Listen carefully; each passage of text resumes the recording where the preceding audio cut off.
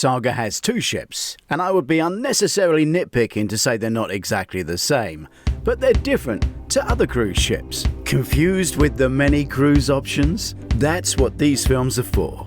Because Saga and Virgin Voyages are both for adults only. Saga and Marella are both all-inclusive. So what's the difference? Let's explain the ship and the ports on this Saga route they call Springtime in the Canaries. With just under 1,000 guests, 6 lifts, 540 crew, 236 metres in length, this small but spacious ship can reach a speed of 18 knots. Saga picks you up from your home.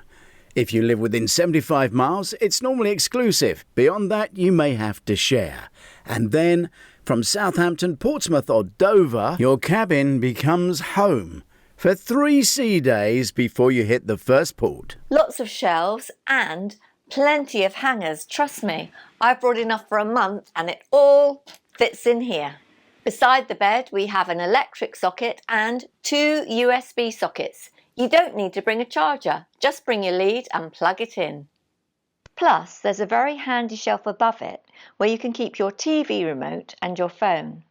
The television is very modern, just like you have at home. There are hundreds of films to watch and all the ship's channels, and it's so easy to work. It even has all the biographies of all the entertainers and the ship's crew. After 3 days at sea, your first port is Cadiz. The map can appear a little confusing, but the 18th century Tavira Tower is actually only a stone's throw away from the market. After 3 days at sea, you might not fancy the free included panoramic coach trip. A walk around the town is really fairly easy. Cadiz, in southwest Spain, it has always been important because of its strategic position. That's why it has over 100 watchtowers. But the port really boomed in the 16th century as a base for the slave trade. The blood of many nations makes up its rich soil and dark, turbulent history.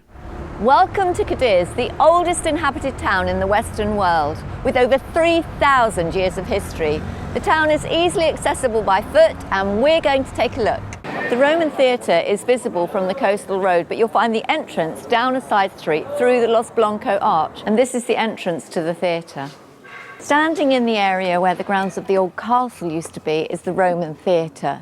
This is one of the largest examples of Roman theatres in the Iberian Peninsula, and admission is free. But the castle is just a stone's throw away from the town. It's a fantastic walk along the causeway with the sea crashing in on both sides and the fishermen bringing in their catch. So what is the difference between the two small ships, the Saga ships and the Viking ships?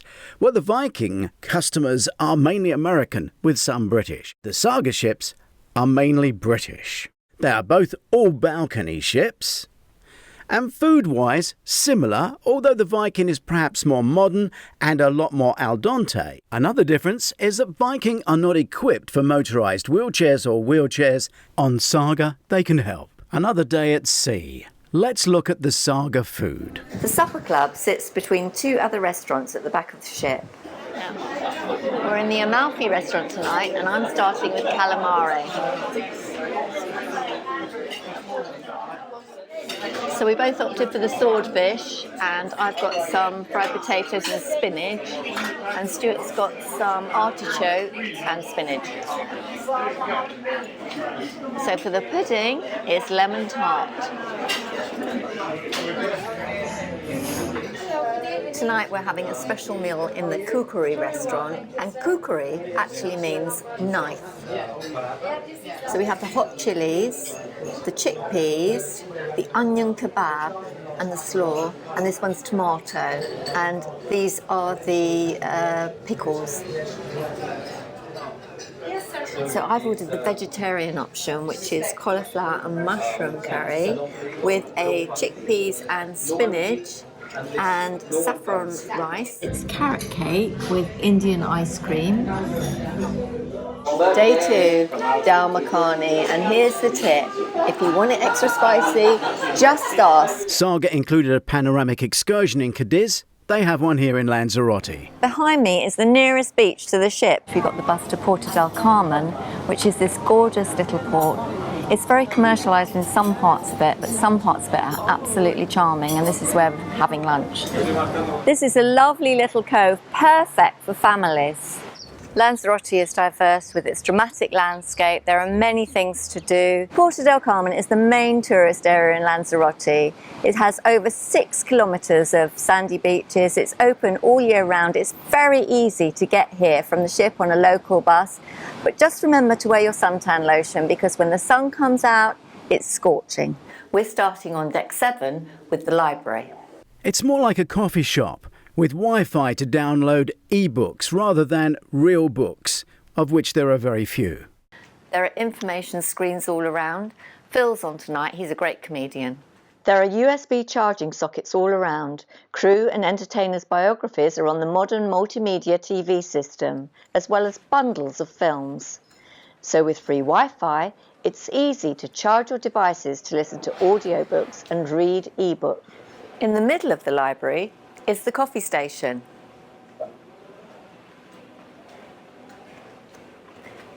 And here is where the book swap is. Music and chatter is from below because the library is in the atrium. On the other side of the library is where they hold the art classes. Peter's in this week. He's got a show on Sky now teaching watercolour. Light against dark and building up those contrasts. And down in the atrium, there's a quartet playing.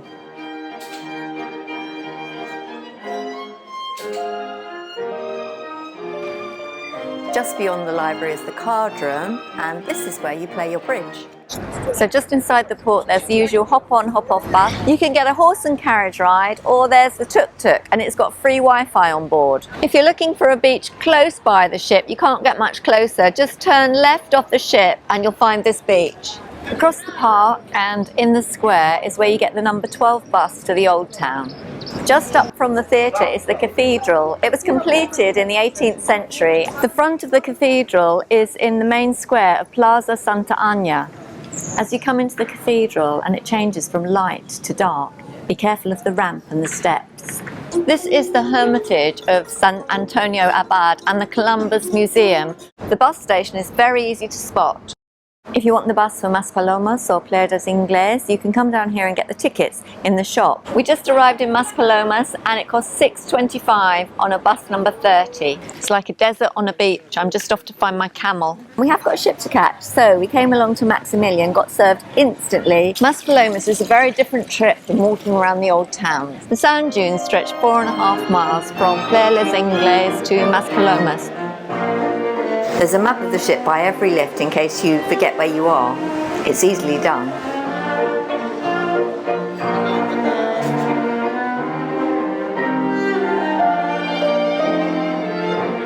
This is the gallery outside the Playhouse Theatre where you wait before you go into the show in the evening.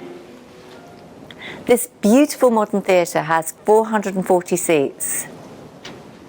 The cruise show was the best attended. Great guest acts play to a trio in the theatre. The Playhouse is on deck 6, which is the promenade deck. The ship is full of cosy areas to sit. Look at these cushions, I'd love to take them home. Right behind the atrium is the North Cape Bar. Let's have a look. And this is a great place to have a pre-dinner drink.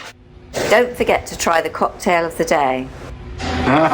Santa Cruz in Tenerife. You'll arrive either on the jetty or you'll dock by the city. Either way, it's a walk along the blue line just as you did in La Palma to get you to the tourist information. Either dockside or on the other side of the lake in the Eco Hut. You'll probably want to get a bus either to a beach or Laguna or to Puerto de la Cruz. The bus station is easy, it's near the Opera House. Like so many places, they make it easy with an all-day ticket, and we're off to the beach first, El Medino, where Jean's gonna do some kite surfing. Okay, I lied about the windsurfing, but while we're near the bus garage, how about the Rock Hall of Fame? Guess you've heard of it? On the rocks there are paintings of famous people and they're amazing. It's becoming Tenerife's new tourist attraction. If you want to stay in Santa Cruz, there's a hop-on, hop-off bus, or adventure left from the port along the front Half an hour by tram from Santa Cruz to Trinidad. We're walking through La Laguna and we found Calle San Agustin, which is the main street. This beautiful 18th century house has been turned into an art museum. Every house has something special. Oh, this is the death of Don Quick photo. This is an absolutely incredible street. Leaving La Laguna and getting the 102 to Puerto de la Cruz. The botanical gardens are soon going to be 3 times the size. We've arrived in Puerto de la Cruz. The journey from Laguna was 30 minutes. It's the black volcanic sand. This is really interesting. There's all these little piles of rock. If you walk along the seawall, be prepared to get wet. This is deck 6, the promenade deck. Very wide and spacious. There's nobody around at the moment because everybody's getting ready. It's a formal night tonight. The ship's not over dressy, but people respect the rules of a formal night. You can be as dressy or within the rules as undressy as you like. Only 2 ports to go on this cruise, but Saga do longer cruises. This is the deck where they're doing their charity walk. It's 25 laps, which is 10k, and we're all sponsoring them because it's for Ukraine. We were on a 32-day cruise, but I couldn't get up and film the sports deck because it was reserved for the crew. That may change with demand, but unfortunately I didn't manage to get it. As you can see, the ship is tastefully and artistically designed with plenty of spaces to just chill and enjoy the sea air. When you arrive at the port in La Palma, just follow the blue line and it will take you straight to the city centre. Santa Cruz was founded in 1493 and was always closely associated with wine, which made it a great place for pirates to come and loot and pillage. In 1553, the French pirate Leclerc came here. He was also known as Pegleg. This is the town hall, which was originally destroyed by French pirates and was reconstructed in 1949. La Palma is an area of mountains, volcanic beaches, forests, there's a tiny rainforest and breathtaking views. Wow, there's a fabulous view of the whole of Santa Cruz from here. The Naval Museum can be found underneath the ship. Entrance is €4.50 and there's a small exhibition inside. Interestingly, it's made out of concrete and painted to look like wood. Madeira tomorrow, then 3 days back to enjoy the ship again.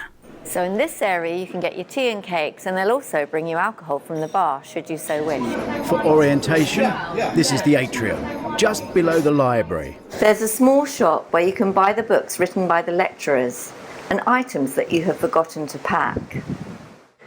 Breakfast, lunch, dinner and afternoon tea and cakes are served in the dining room. If you want to eat in the fine dining restaurants, book early. The tables are well spaced out and beautifully laid.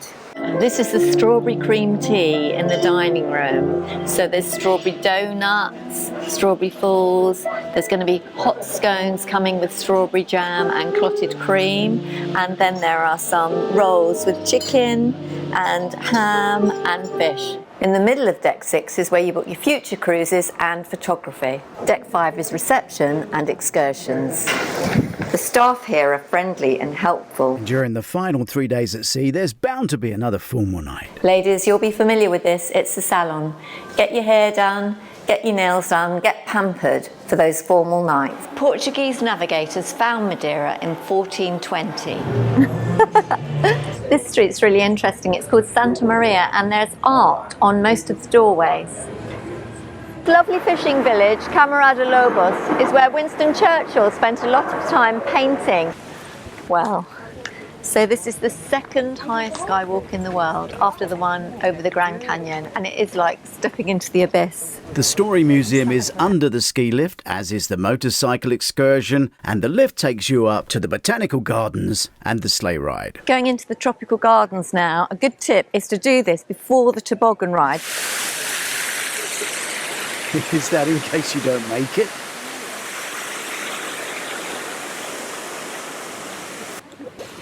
The 2 oriental gardens are referred to as Chinese and Japanese culture. And here's a wicker seat on top of a tray forming a toboggan.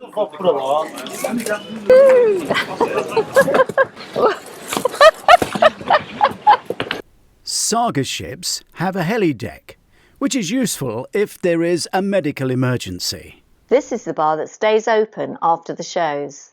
Small ships can bounce a little more than the larger ships on the sea. There are two kinds of motion: the pitch, which is front to back, up and down, and the roll, side to side. The fins or stabilisers are side fins that are pushed out hydraulically and operated independently by a computer driver sensor to stop the ship from having a bad rolling motion when the sea is rough. This comes in very handy when you're trying to dance on this dance floor. They don't stop the pitch. Sometimes you can even learn magic tricks in here if they have a resident magician like the very talented Albert. Upstairs to the gym to burn off all those extra calories. Above the Britannia Lounge. The door to the stairs is outside the Britannia before you get to the toilets. It is well equipped and there are usually plenty of machines available for exercise. There is so much more to show you of this wonderful ship. Look at the whole ship tour on Doris Visits. If you're new to cruising, a low cabin midships will be less trouble if there is bad weather. Thanks for watching the Doris Visits port videos. It means so much to us. Please hit the subscribe button and share with your friends. And if you have time, I'd love you to read Cruise Ship Heist, the first of our cruise thrillers. And if you can, review it wherever you purchase it. Apple Books, Amazon Books. It costs 99p on the Kindle.